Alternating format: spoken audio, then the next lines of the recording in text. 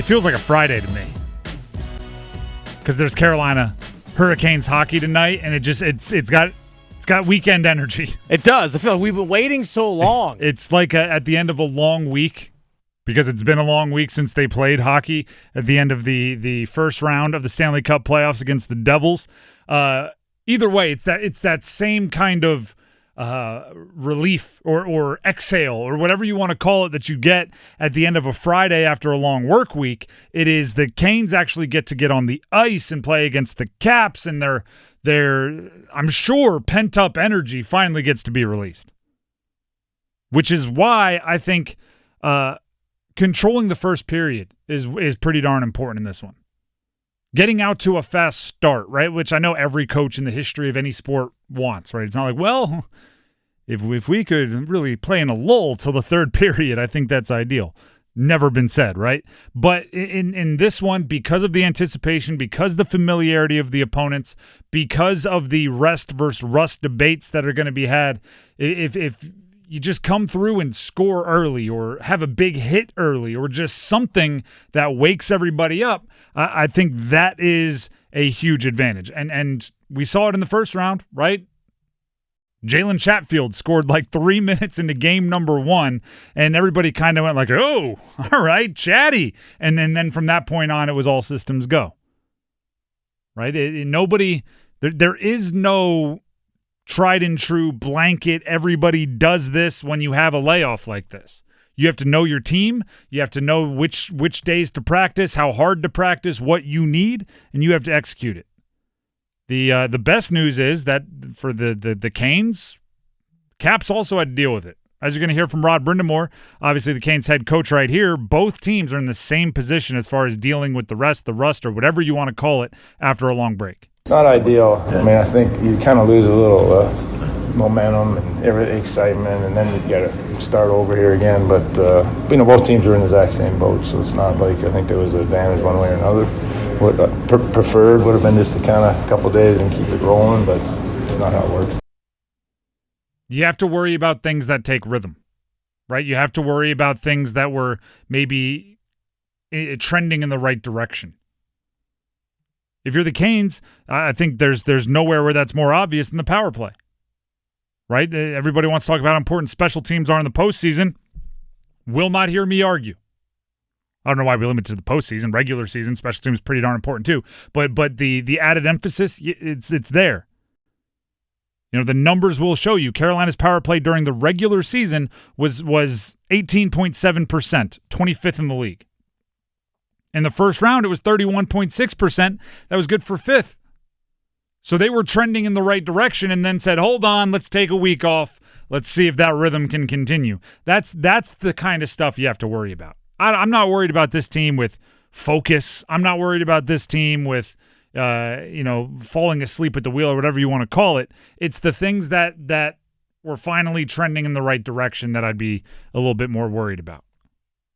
Jordan Stahl, the captain here, talks about the level of familiarity between these two teams when he spoke with the media, I believe earlier today. Both teams kind of understand what each team is going to do, and it's just who does it better, and just a matter of who gets their game quickest and who jumps on it quickest, and we're hoping to do that. It's a matter of who gets to their game quickest. I think that's a really, really good way to succinctly put it. That's why captain is the captain. It kind of feels like a boxing match where like 30% of all the punches thrown are going to be in the first round. Right? It's one of those first rounds where it's just rapid fire. Both are trying to establish themselves. Both are trying to set the tone, trying to decide what the tempo and style of the game is going to be. And then as the game goes along, you can start to settle in and maybe pick and choose your spots a little bit more. I thought it'd be fun to revisit their regular season meetings a little bit. Right? When you play 4 times in the regular season, that's obviously, like if I'm watching film, that's the first place I'm going to learn and prepare. Way back on November 3rd, 4-2 win for the Canes. Story of the game, the Orlov versus the Caps thing is still a thing. Orlov had 2 goals in that one, which the longer, obviously, he's in Carolina and the more times he plays against Washington, it does diminish. But for him, I mean, the friends are still there. Him and Ovechkin are tight. We were there for the ACC tournament, not this past year, but the year before. And walking around that arena, if you're just in the dungeons and the hallways and everything, you're just walking around going like, oh, there's Orlov. Yeah. Oh, there's Orlov again. Oh, there's Kuznetsov. Yeah, it was There's a lot of that. Kuzi too. So Orlov, like, that connection is going to be there. That's going to be part of it. And I love that he scored twice because it's obviously doesn't have any. He probably wants to score more against this team than he does against others for that reason. December 20th, it was the most boring of the bunch. Ovechkin was out with the injury. Canes, in quotes, right, didn't put it together a full 60. They lost 3-1. That was in D.C., which plays into kind of the home and road splits that come with the Canes this year. April 2nd is the one with all the fireworks. That's the one I saw. I went and looked up like the breakdown of the previous matchups, and there was an article on the Canes like website on their team-owned propaganda, and they described April 2nd as Jackson Blake's first multi-goal game that helped the Canes to a dominant 5-1 victory at home. Yeah, what else? What happened in the third? Oh, that's it? That's all the... I think there's more to that story. That's all that happened? Good on Jackson Blake for scoring 2. That was the story of that game, wasn't it? Well, when the team's telling the story, yeah. When I tell the story, it's going to have to do with the UFC bout, the UFC card that took place in the third period. And I mean, that, right, looking at that game and then bringing it into the postseason, I don't think...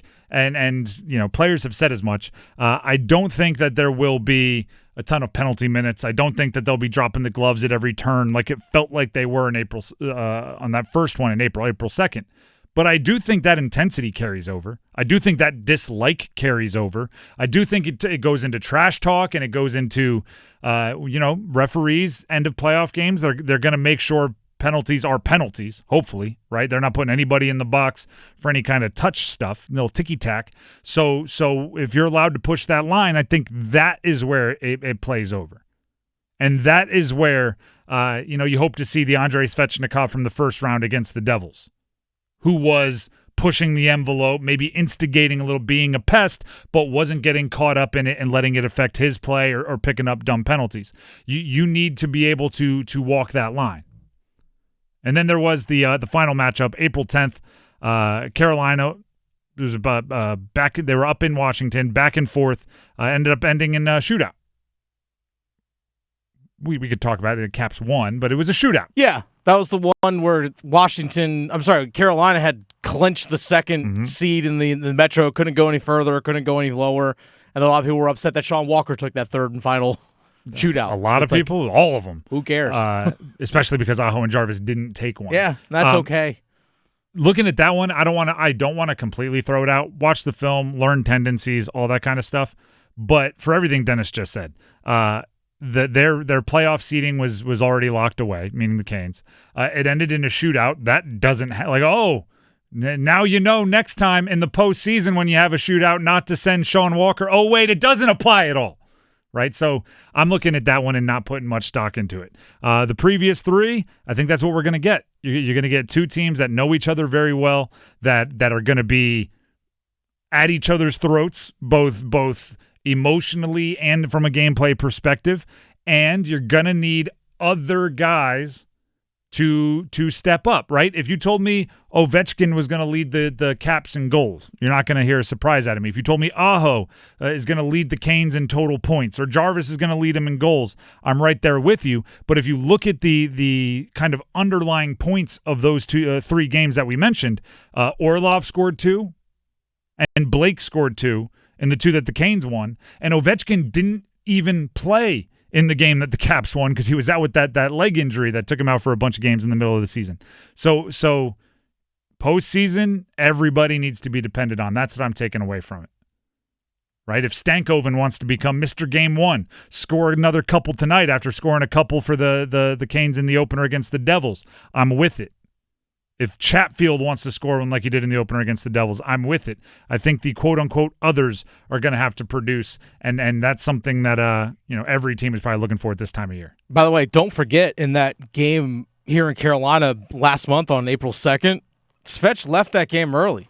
Yeah. He had that upper body injury. He left that game early. So he wasn't there for all the fireworks in the third period when there were So when everyone was taking penalties. their 10 minutes early little walk to the showers, Svetch was in there like, hey, guys. Hey, what are you doing here? Wait a minute. What did you tweak? One of my favorite, when they did the 3 stars after the game and Stankoven walked out there in sweats. Yeah. he had already gotten changed. Hey, guys. I did my post-game workout already. I'm showered good. up and everything. It was hilarious. The Drive with Tim Donnelly, 99.9 The Fan. Canes, Caps tonight. It's finally here. I feel like we've been looking forward to this for way too long. It's like an off season or a 4 Nations break or something like that.